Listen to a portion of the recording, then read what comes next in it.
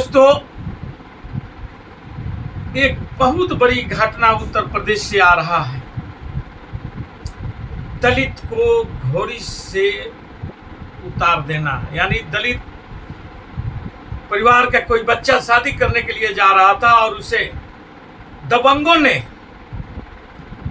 बल्कि कुछ जाति विशेष के लोगों ने उसे घोड़ी से उतार दिया है।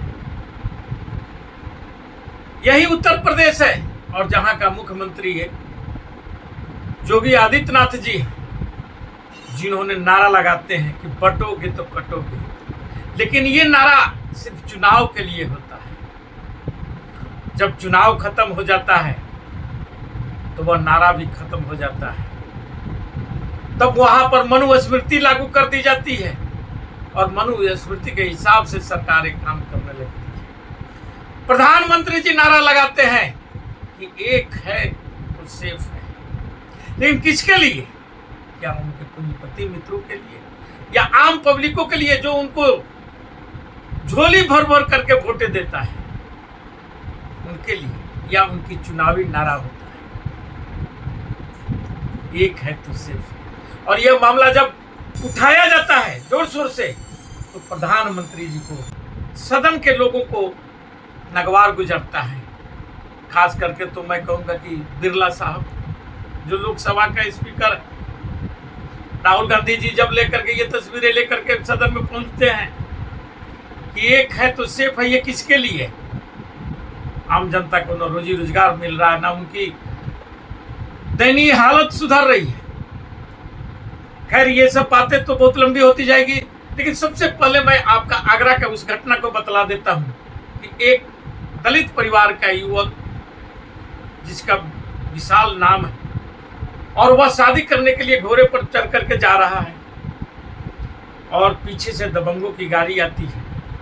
वे हॉर्न मारते हैं, शायद बारातियों ने नहीं सुनता है तो उन्हें गाड़ी से उतर करके उस दूल्हे को घोड़ी से उतारा जाता है और बट से पीटा जाता है और यह सजेशन दिया जाता है कि आप जा करके यहां से पैदल ही तुम जाओगे, घोड़ी पर चढ़ करके नहीं जाओगे। ये कोई शर्मा परिवार है जिनके खिलाफ में FIR दर्ज भी की जाती है, लेकिन FIR दर्ज भी कब होता है? 10 मार्च को, जबकि घटना होता है 6 मार्च को। और पुलिस कहता है, उत्तर प्रदेश की पुलिस, कि नहीं, ये हम लोगों की जानकारी ही देर से मिली, जबकि घर वाले बोलते हैं, दूल्हे के चचा, दूल्हे के फादर बतलाते हैं कि नहीं, इस घटना की जानकारी हम लोग 7 तारीख को ही दे दिया गया था। और जिसकी आप तमाम उस समय के बड़े अखबारें हैं उसमें भी आया है, लेकिन अखबारों में सिर्फ हेडलाइन बना दिया जाता है और हेडलाइन बना करके छोड़ दिया जाता है, क्योंकि जो एक्सट्रीम मीडिया है, जो हम टीवी चैनलें देखते हैं, उस पर इस बात को नहीं उठाया जाता है, क्योंकि आप सबको मालूम है कि ये चैनल के जो मालिक हैं, जो उसके पत्रकार हैं, जो उसका संपादक है, वे कौन लोग हैं? शायद आप खोजते खोजते ढूंढते ढूंढते हार जाएंगे।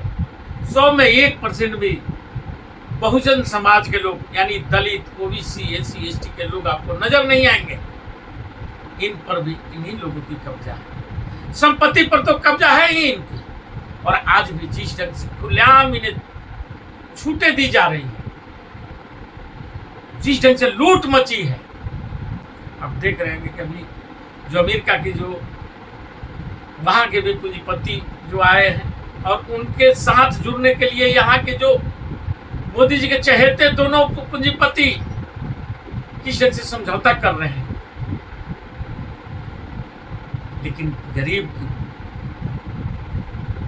100 करोड़ लोगों को 100 रुपया खर्चा करने का भी उनके पास व्यवस्थाएं नहीं है, जो कि अपनी एक्स्ट्रा खर्चा कर।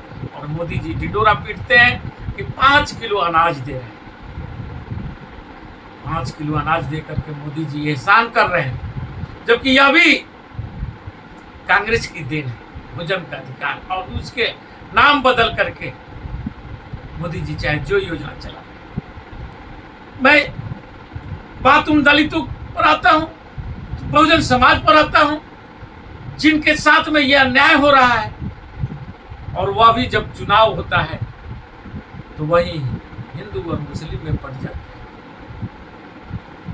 हैं। एक होकर के ऐसे लोगों को जो इस देश पर मनुस्मृति को थोपना चाहते हैं, बल्कि थोपना नहीं, ये कहा जा सकता है कि आज के दिन में उत्तर प्रदेश में पूरे मनुस्मृति के हिसाब से सारी व्यवस्थाएं चल रही।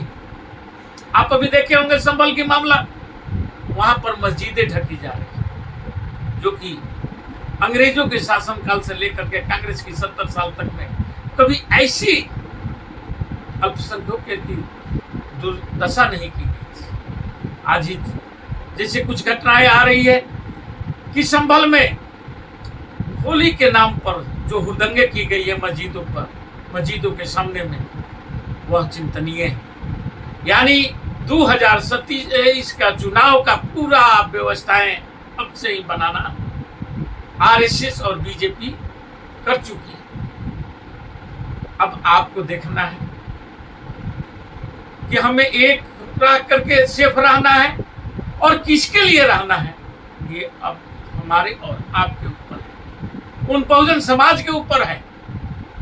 और यह भी बतलाया जा रहा है, कुछ क्षण करके समाचारों में आ रहा है कि ये सारे दलितों पर, बहुजनों पर अत्याचार इसलिए किया जा रहा है क्योंकि उन्होंने 2024 का चुनाव में, लोकसभा के चुनाव में भाजपा को जो उत्तर प्रदेश में करारी हार दिया है, और उसी का बदला भी लिया जा रहा है। तो ये बातें तो बहुत लंबी होती जाएगी, लेकिन जिस धारा के अंदर में वहां के पुलिस अधिकारी जो धारा में इन्हें इस केस को दर्ज किया है, उस पर कितनी तेजी से कार्य हो रही है, इससे तो आपको यह स्पष्ट हो चुका है कि 6 तारीख की घटना का FIR दर्ज होता है 10 तारीख को, और 10 तारीख के बाद में अब तक उस पर लिपापोती का ही काम हो रहा है, और उसमें यही दर्शाने की बात हो रही है कि ये छोटी मोटी एक घटना थी।